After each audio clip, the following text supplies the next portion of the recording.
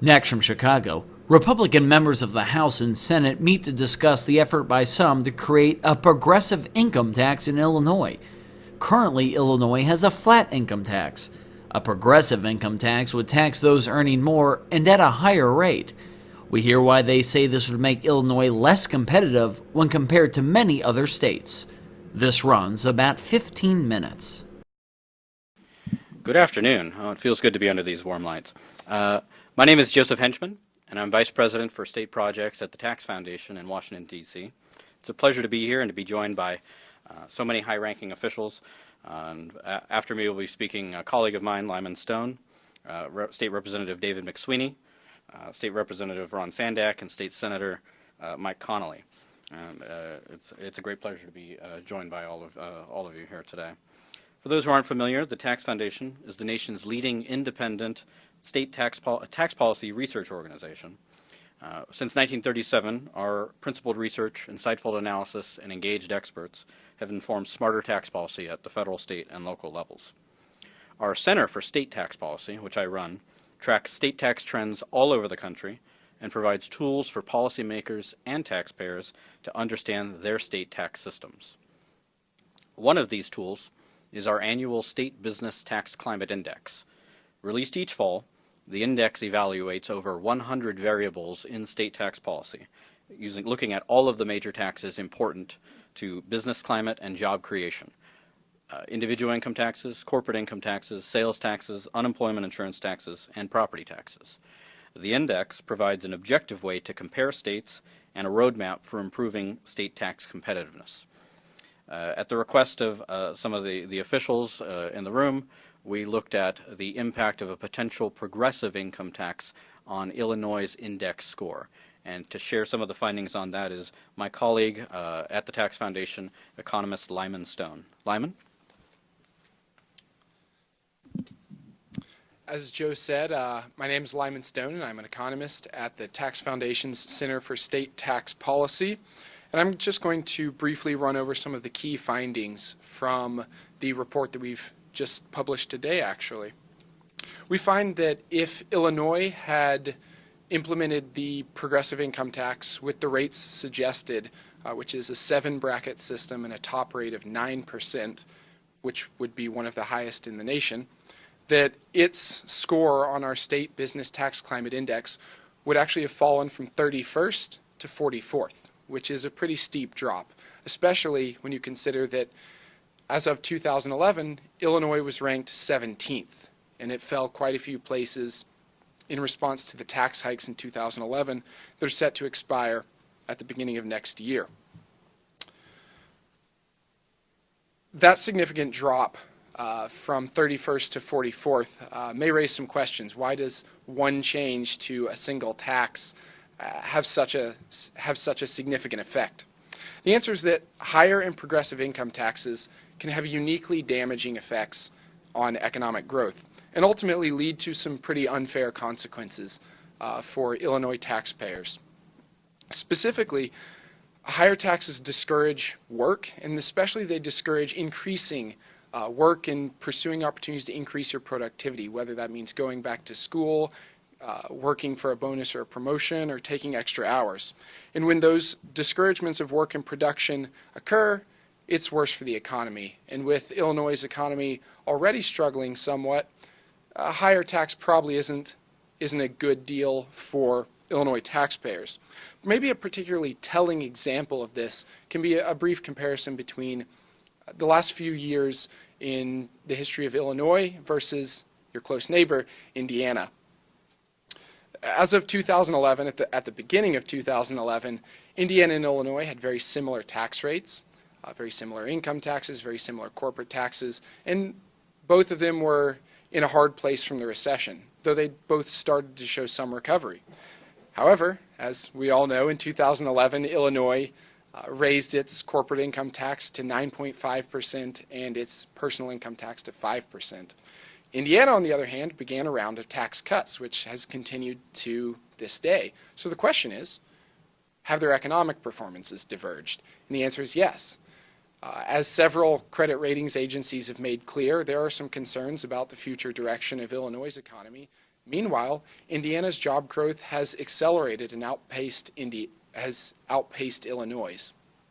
So with that kind of divergence, obviously many factors are in play there, but the tax code certainly can affect growth. It can support it or inhibit it. So with those as our key findings, I'll introduce State Representative David McSweeney, who I believe has some remarks as well. Let's make no mistake about it. What we're here today is to talk about the largest tax increase in the history of the state of Illinois. It's going to hit families. It's going to hit small businesses. We have 8.7% unemployment in this state. That is a moral outrage. We are 2 percentage points higher than the national average. We are killing jobs in this state by raising taxes. They promised us a couple years ago when they raised taxes by 67% that they would use the money to pay down debt. We have $7 billion of unpaid bills. They didn't tell the truth. These taxes will be used to fuel additional spending, and they will hurt families in this state. This will be the #1 issue this year. The Democrats and the Madigan machine are already lined up to try to pass a tax increase. And today we're talking about a 9% top tax rate.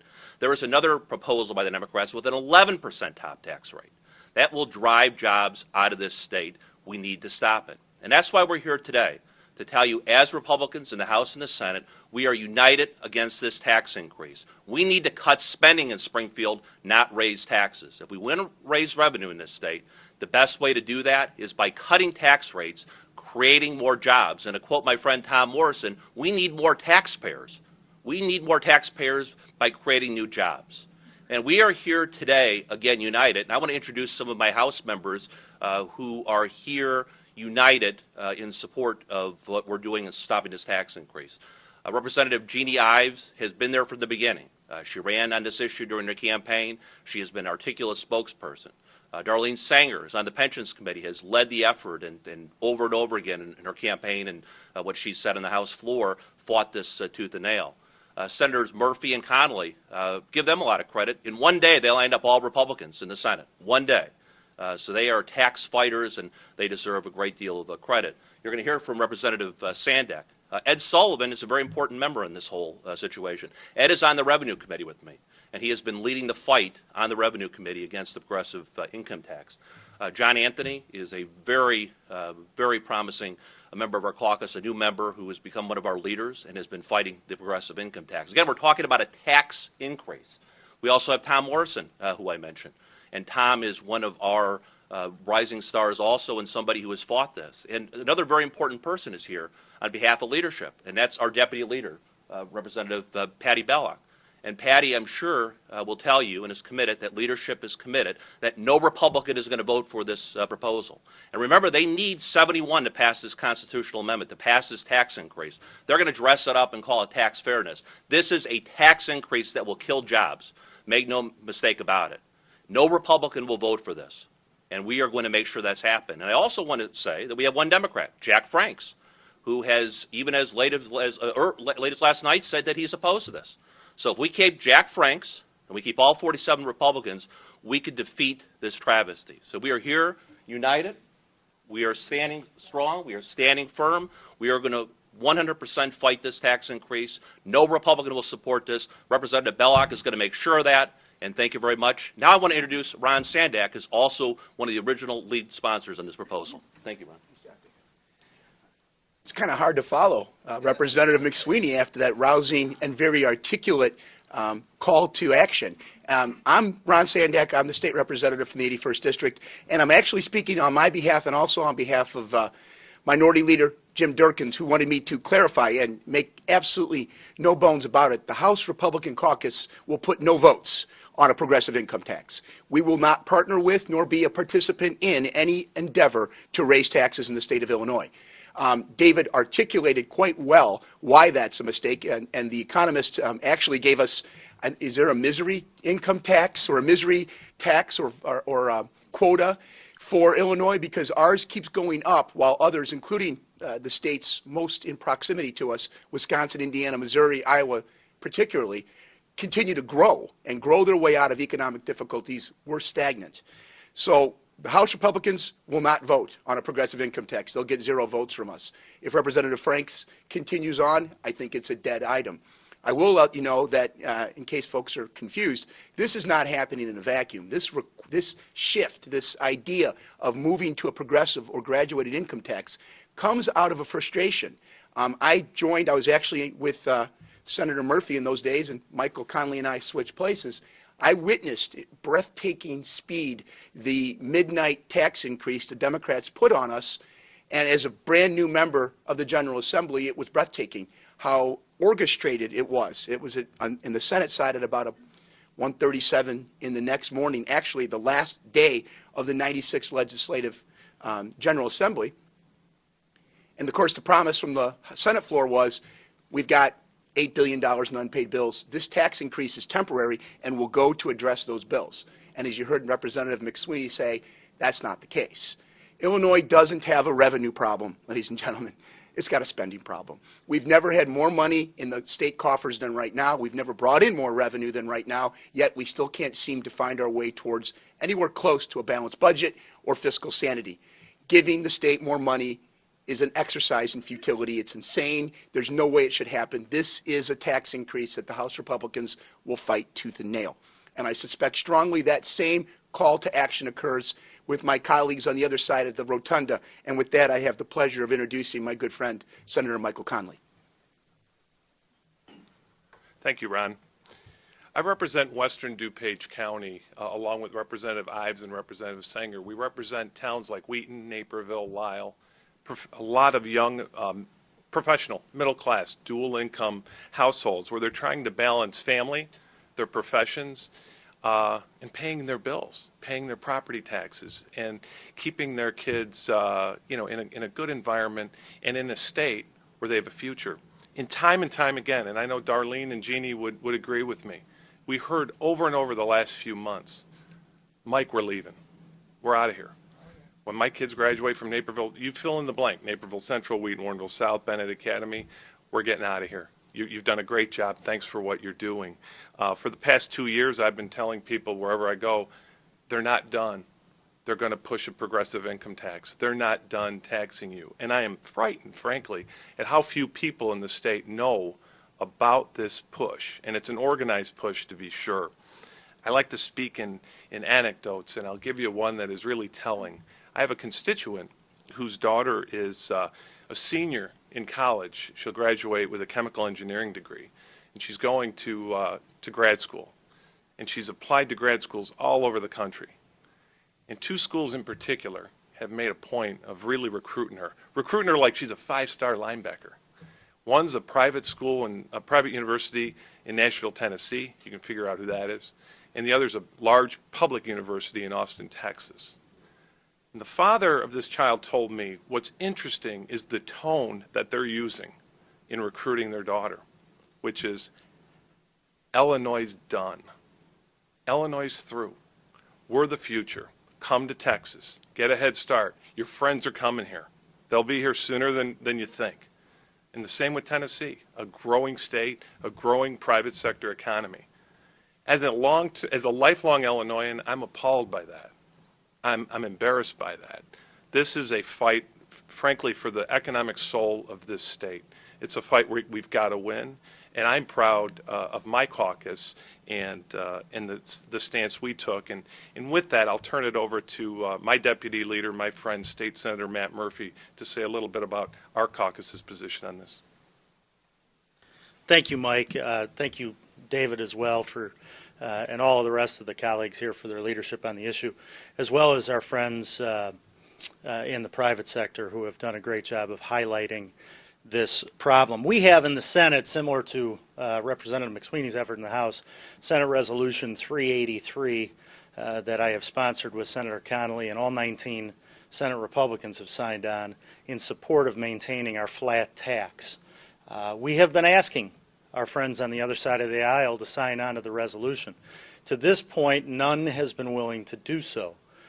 I think at this point, given recent history, it would be fair for people in this state to ask of the ruling Democrats, how much of our money is enough? At what point do you feel like you have enough money to do whatever the hell it is you want to do? Can you just give us a number, please? Because as Senator Connolly pointed out, other states are actively recruiting not just our businesses but our talent. And talent's been one of the things that has separated Illinois from other states, particularly in the Midwest. Look at the history. Look at the impact of the tax increases. This is another tax increase. There's no question about it. The people who are saying it's not are the very people who said, like Governor Quinn, I'll veto any tax increase that takes the rate above 4. Took them all about 5 seconds to sign one that took it to 5. They have no credibility on the issue. This is a tax increase, period. What happened the last time they did? What happened the last time the Democrats passed a tax increase in the state? We were a state in 2010 that for much of the year had an unemployment rate that was actually lower than the national average. Representative McSweeney just gave you the numbers. We're now 4th highest in the country. We are 2 points higher than the national average. The only substantive policy change in the interim passed by the Illinois General Assembly on the issue was a 67% income tax hike.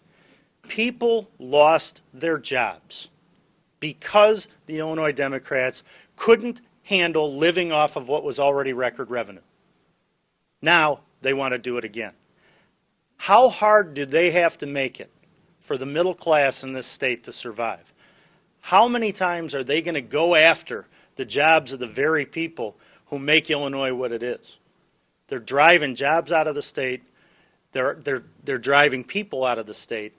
This has got to stop. At a certain point, you've got to look at the numbers and say, what you've been doing for 11 years of total Democrat total control isn't working. Since the Democrats took total control in 2003, poverty in this state is up 1/3. Who's hurting the poor? It isn't the Republicans. It's the Democrats. Spending. Representative Sandak made the point. We don't have a revenue problem. We're taking in $35 billion this year. Illinois taxpayers have never given anywhere close to that amount of money to their state government. If, when the Democrats took total control of state government back in 2003, if they'd have grown spending by the rate of inflation plus 1% for population growth, even though we didn't have any, if they'd have done that, our budget this year would be $4 billion lower than it is right now. We would have spent $35 billion less over the last decade while outstripping inflation with our spending. We could have had zero deficit. We would have had no tax increase and no corresponding loss in jobs. There is a different picture. There's a different way forward. It is not more of the same, higher taxes, more spending that has failed us for 11 years. It's a different approach that says spend less, get your cost of doing business down, tackle your long-term financial problems, and then market what this great state could be like crazy and provide opportunity for the good people who still live here. That's what this can be, but it's only going to be that if ludicrous ideas like a progressive income tax go down in flames like they should. I sincerely hope our friends on the other side of the aisle in the Senate will come to their senses and realize they're risking their own constituents' jobs with nonsense like this. Thank you for the opportunity to be here. Thank you all for your leadership on this, and I'm happy to turn it back over to the taxpayers.